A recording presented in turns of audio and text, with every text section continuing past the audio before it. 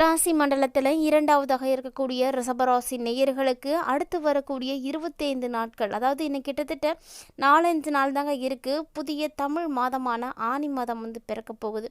அதாவது இந்த ஆனி மாதத்தை பொறுத்த வரைக்கும் பார்த்தீங்கன்னா முதல் 25 நாள் இல்லைனா கடைசியாக வரக்கூடிய ஒரு 25 நாள், இப்படி எதுவாக வேணாலும் இருக்கலாம். அந்த 25 நாளுக்குள்ளே கட்டாயமாக இந்த ஒரு விஷயம் ரிஷபராசி நேயர்களுக்கு நடக்க போகுதுங்க.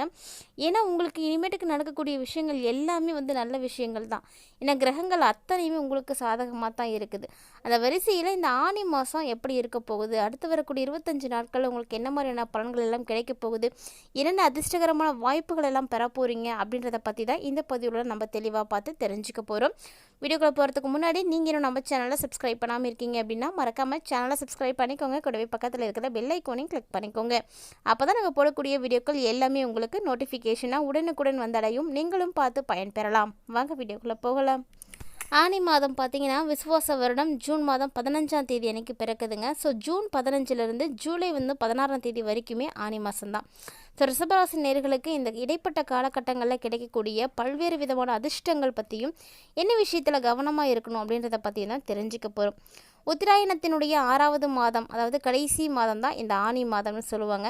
பொதுவாக மாதாந்திர கிரகம் அப்படின்னு சொல்லக்கூடிய கிரகங்களும் ஒரு சில குறிப்பிட்ட கிரகங்கள் இருக்குது. அந்த கிரகங்களுடைய பயிற்சிகள் எப்படி இருக்குது அப்படின்னு பார்த்தீங்கன்னா, இந்த டைமு மாதாந்திர கிரகங்களாக இருக்கக்கூடிய சூரியன், செவ்வாய், புதன், சுக்கிரன் இந்த 4 கிரகங்களுடைய மாற்றங்களை பொறுத்து தான் இந்த டைமில் உங்களுக்கு பலன்கள் அப்படின்றது கிடைக்க போகுது.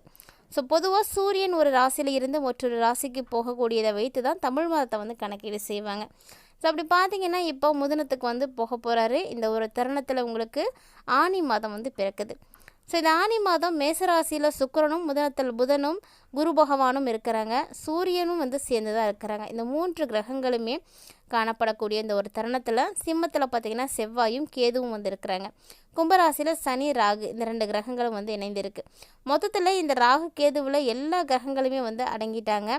இந்த டைமில் நம்ம எடுக்கக்கூடிய முயற்சிகள் அத்தனையுமே நிறைய சக்திகளை எடுத்துக்கிறதுக்கான வாய்ப்பு இருக்குது. அந்த வரிசையில் இந்த காலகட்டத்தில் நம்ம போடக்கூடிய எல்லா முயற்சிகளுமே உங்களுக்கு வெற்றிகள் தரக்கூடிய ஒரு காலகட்டமாக இருக்கும் அப்படின்றதெல்லாம் மாற்று கருத்தே கிடையாதுங்க. ஸோ ஜூன் 22ஆம் தேதி அன்றைக்கி பார்த்திங்கன்னா மீண்டும் புதன் முதனத்தில் இருந்து கடகத்துக்கு போயிடுவார். கடைசி 29ஆம் தேதி அன்றைக்கி சுக்கிரன் சொந்த வீட்டுக்கு போக போகிறாரு. அங்கே போய் ஆட்சிக்கு அதிபதியாக போகிறாரு. ஸோ ஆனி மாதத்தில் இந்த கிரகங்கள் தான் மிக டாப்பாக இருக்கக்கூடிய கிரகங்கள்னு சொல்லலாம். இந்த 2 கிரகங்களுடைய பெரிய மாற்றம் தான் பல விஷயங்களை உங்களுக்கு ஏற்படுத்தி கொடுக்க போகுது. மற்றபடி அனைத்து வருட கிரகங்களுமே அந்தந்த இடத்துல தான் இருந்து பலன்களை கொடுக்க போகிறாங்க. ஸோ ஆனி மாதம் எப்படி இருக்க போகுது, என்ன விஷயங்கள்லாம் எச்சரிக்கையாக இருக்கணும் அப்படின்றதெல்லாம் தொடர்ந்து பார்க்கலாம். அதுக்கு முன்னாடி ரிஷபராசி நேயர்கள் இந்த வீடியோ பதிவை பார்த்துட்ருக்கீங்க அப்படின்னா கண்டிப்பாக வீடியோக்கு ஒரு லைக் பண்ணுங்கள். மேலும் இந்த வீடியோ பதிவு முழுமையாக பாருங்கள். நிறைய பயனளிக்கக்கூடிய விஷயங்கள் இருக்குது. கட்டாயமாக ரிஷபராசி நேயர்களுக்கு ரொம்பவே பிடிக்கும். ரிஷபராசி அப்படின்னு எடுத்துக்கிட்டிங்கன்னா ராசி மண்டலத்தில் 2ஆவதாக இருக்கக்கூடியது கிருத்திகை, ரோகிணி, மிருகசீரிசம் இந்த 3 நட்சத்திரங்களையும் கொண்டது தான் ரிஷபராசி.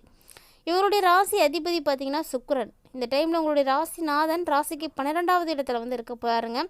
ஸோ சுக்கிரனுக்கு 12ஆவது இடம் அப்படிங்கிறது மறைவு ஸ்தானம் இல்லை. ஸோ சுக்கிரனுடைய காரகத்துவம் அப்படிங்கிறது 12ஆம் இடத்தை கண்டிப்பாக சேரும்.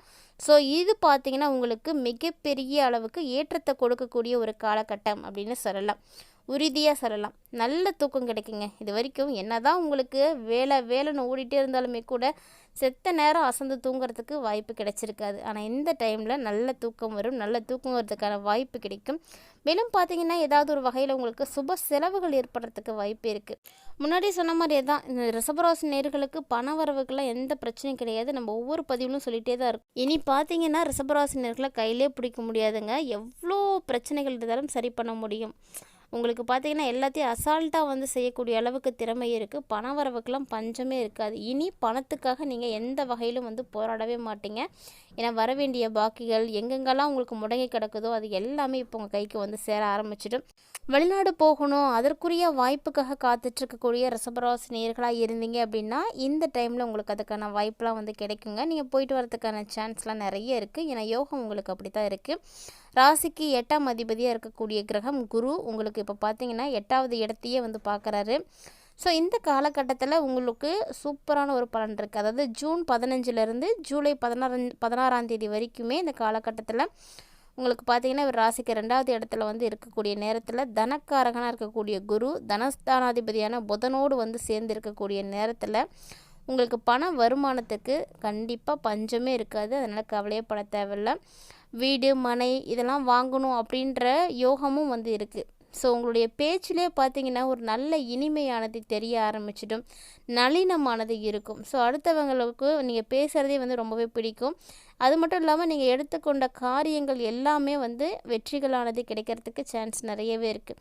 ஸோ பேசும்பொழுதே எல்லாத்தையுமே வந்து கவரக்கூடிய அளவுக்கு இருக்கிறதுனால உங்கள்கிட்ட எல்லாருமே வந்து நிறைய விஷயங்களை வந்து கொடுக்கறதுக்கு தயாராக இருப்பாங்க.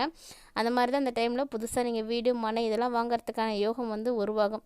ராசிக்கு 4வது இடத்துல பார்த்தீங்கன்னா உங்களுக்கு செவ்வாய் பகவானும் கேது பகவானும் இருக்கிறாங்க.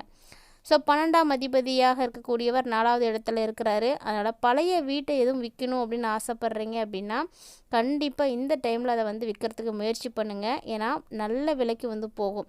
கண்டிப்பாக நீங்கள் எதிர்பார்க்காத விலைக்கு கூட போகிறதுக்கு வாய்ப்பு நிறையவே இருக்குது. ஸோ ட்ரை பண்ணிக்கோங்க. மேலும் லாபங்கள் அதிகமாக கிடைக்கக்கூடிய ஒரு நேரம். ஏன்னா சூரியன், புதன், செவ்வாய், சுக்கிரன் இந்த 4 கிரகங்களை வச்சு தான் மாத பலன்களை வந்து கணக்கீடே செய்வாங்க. அப்படி பார்க்கையில உங்கள் ராசிக்கு 2வது இடத்துலையே சூரியன் வந்து இருக்கிறாரு. அதனால் உங்களுக்கு பெரிய ஏற்றம் நிச்சயமாக இருக்குது. ஸோ தொழில் செய்துட்ருக்கக்கூடியவங்களாம் நல்ல டெவலப்மெண்ட் ஆகிடுவீங்க. அது மட்டும் கிடையாதுங்க, புதிய வீட்டின் மூலமாக உங்களுக்கு மிகப்பெரிய லாபங்கள் வந்து கிடைக்க போகுது. ஸோ நல்லா சம்பாதிக்கக்கூடிய திறமை வந்து உங்களுக்கு வந்து ஏற்படும். தாயின் மூலமாக உங்களுக்கு ஏற்றம் இருக்குங்க. உங்களுடைய அம்மா உங்களுக்கு நல்ல உதவியாக இருப்பாங்க. அவங்களுடைய சப்போர்ட் இந்த டைமில் கிடைக்கும். இது பார்த்திங்கன்னா ஒரு அற்புதமான ஒரு காலகட்டம் அப்படின்னு சொல்லலாம். சொல்லப்போனால் உங்களுடைய பண வரவுக்கெலாம் எந்த விதமான பஞ்சமே இருக்காது. ஸோ பணத்தை பற்றி நீங்கள் எந்த ஒரு உரையுமே பண்ணிக்க தேவையில்லை. எங்கெல்லாம் உங்களுக்கு பணம் முடங்கி கிடக்குதோ அந்த பணம் எல்லாம் இப்போ மீண்டு வரப்போகுது. சொல்லப்போனால் 1 வருடம் 2 வருடத்துக்கு முன்னாடி கூட தர வேண்டிய பணம் கூட உங்களுக்கு இன்னும் கைக்கு வந்து சேராமல் இருந்திருக்கும். அப்படிப்பட்ட பாக்கிகளை கூட இந்த டைமில் நீங்கள் வசூல் பண்ண முடியுமானா கண்டிப்பாக முடியும். நீங்களே வந்து கேட்காம அது உங்கள் கைக்கு வந்து சேரப்போகுது. ஸோ நல்ல ஒரு டைமாக இருக்க போகுதுங்க. நீங்கள் நினைத்து பார்க்க முடியாத அளவுக்கு மிகப்பெரிய அளவுக்கு நீங்கள் முன்னேற்றங்களை வந்து பார்க்க போகிறீங்க. மேலும் நீங்கள் என்னென்ன விஷயங்கள் எல்லாம் நடக்கணும்னு ஆசைப்படுறீங்களோ அந்த விஷயங்கள் எல்லாமே வந்து நடக்க போகுது. நினைத்த நேரத்தில் நினைத்த இடத்துல நீங்கள் என்ன நடக்கணும்னு நினைக்கிறீங்களோ அதெல்லாம் நடக்குங்க. ஸோ அற்புதமான ஒரு காலகட்டம். அதனால் ரிஷபராசினியர்களுக்கு பார்த்திங்கன்னா மிகச்சிறப்பான ஒரு நேரம் அப்படின்னு சொல்லலாம். கிரகங்கள் எல்லாமே சரியாக இருக்கும் பொழுது வேறு என்ன வேணும், உங்களுக்கு நேரம் நல்ல நேரம் வந்துடுச்சு. இனி எல்லா பிரச்சனைகளும் சரி பண்ண போகிறீங்க.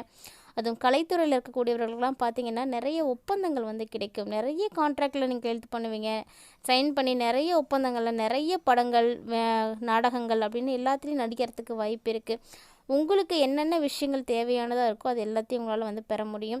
அரசியல் அரசு சம்மந்தப்பட்ட துறைகளில் இருக்கக்கூடியவர்களுக்கு ஒரு ஏற்றமான ஒரு காலகட்டமாக இது இருக்குங்க. சின்னத்திரை, வெள்ளித்திரை, கலைத்துறை, சினிமாவில் இருக்கக்கூடியவங்க எல்லாருக்குமே சிறப்பான ஒரு காலகட்டம். நல்ல வாய்ப்பு கிடைக்கும். அதுவும் பெரிய பெரிய படங்களில் வாய்ப்பு கிடைக்கிறதுக்கெல்லாம் சான்ஸ் இருக்குது. ஸோ உங்களுடைய வாய்ப்புகளை நீங்கள் பயன்படுத்துங்க, அதுதான் நல்லது. வெளிநாடு போகணும் அப்படின்றவங்களுக்கு அதற்குரிய அமைப்பும் இருக்குது. கட்டாயமாக இந்த டைமில் முயற்சி பண்ணிங்கன்னா போக முடியும். மேலும் புதன் பார்த்திங்கன்னா ஒரு ராசிக்கு 2வது இடத்துல இருந்து 3வது இடத்துக்கு வந்து போக போகிறாருங்க. ஸோ அதனால் புது முயற்சிகள், எழுத்து, கலைப்பணிகள் இதில் எல்லாத்துலேயுமே நல்ல ஒரு ஏற்றம் இருக்குது. ஜூலை 8லேருந்து 11ஆம் தேதி வரைக்குமே உங்களுக்கு சந்திராஷ்டம் இருக்குது. ஸோ இந்த ஒரு காலகட்டத்தில் புதிய முயற்சிகளையோ பயணங்களையோ எடுக்காதீங்க. இந்த 2-3 நாளைக்கு அந்த விஷயத்துலலாம் கொஞ்சம் ஒத்தி வச்சு கவனமாக இருந்து பார்த்துக்கோங்க. அப்படியே நீங்கள் செஞ்சு தான் ஆகணும் அப்படின்ற ஒரு சூழ்நிலை இருக்குது அப்படின்னா அதுக்காக அருகில் இருக்கக்கூடிய சிவன் கோவில்களில் போய் வழிபாடுகள் செய்துட்டு அதுக்கப்புறமா செய்யுங்க. கண்டிப்பாக இந்த டைமில் சிவன் கோவிலுக்கு நீங்கள் போய் வழிபாடு செய்கிறதோடு மட்டும் இல்லாமல் பச்சரிசி நெல்லை வந்து தானமாக அங்கே கொடுத்துட்டு நீங்கள் வழிபாடு செய்துட்டு வந்துட்டு அதுக்கப்புறமா உங்களுடைய வேறு முயற்சிகளை வந்து செய்யுங்க. நல்லபடியாகவே வந்து செய்து முடிக்க முடியும். இந்த பதிவில் ரிஷபராசி நேயர்களுக்கு அடுத்து வரக்கூடிய 25 நாட்களில் நடக்கக்கூடிய விஷயங்களை பற்றி பார்த்துருப்பீங்கன்னு நினைக்கிறேன்.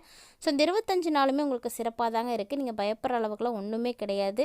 சொல்லப்போனால் நீங்கள் ஒரு லக்கியான ஒரு பர்சனாகவே மாற போகிறீங்க. இந்த ஒரு லக்கி பர்சன் யாரோடைய வீட்டிலலாம் இருக்காங்க அப்படின்றத மறக்காமல் வந்து கமெண்ட் பண்ணுங்கள். நீங்கள் என்ன விஷயம் செஞ்சாலுமே ரிஷபராசி நேயர்கள் யார் இருக்காங்களோ அவங்க கையில் கொடுத்துட்டு செய்து பாருங்கள். கட்டாயமாக அதனுடைய அதிர்ஷ்டத்தை நீங்கள் வந்து பார்ப்பீங்க. இந்த பதிவு உங்களுக்கு ரொம்ப ரொம்ப யூஸ்ஃபுல்லாக இருக்கும்னு நினைக்கிறேன். வீடியோ பிடிச்சிருந்தா லைக் பண்ணுங்கள், ஷேர் பண்ணுங்கள், மறக்காமல் கமெண்ட் பண்ணுங்கள். மேலும் இது போல் பல இன்ட்ரெஸ்டிங்கான தகவல்களை எல்லாம் நீங்கள் தொடர்ந்து பார்த்து தெரிஞ்சுக்கணும் அப்படின்னு ஃபீல் பண்ணிங்கன்னா மறக்காமல் நம்ம சேனலை சப்ஸ்கிரைப் பண்ணிவிட்டு ஃபாலோ பண்ணிக்கோங்க. மேலும் ஆன்மீக ரீதியாக நம்மளுடைய சேனலில் கொடுக்கப்படக்கூடிய பரிகாரங்களானது ரொம்ப ரொம்ப எளிமையான முறையில் அனைவராலும் செய்து பயன்பெறக்கூடிய வகையில் இருக்கக்கூடியதை நீங்களும் மிஸ் பண்ணாமல் செய்து பயன்பெறுங்க. இந்த பதிவு போல் பல இன்ட்ரெஸ்டிங்கான தகவல்களோட மற்றும் ஒரு ஆன்மீக தலைப்பில் சந்திக்கலாம்.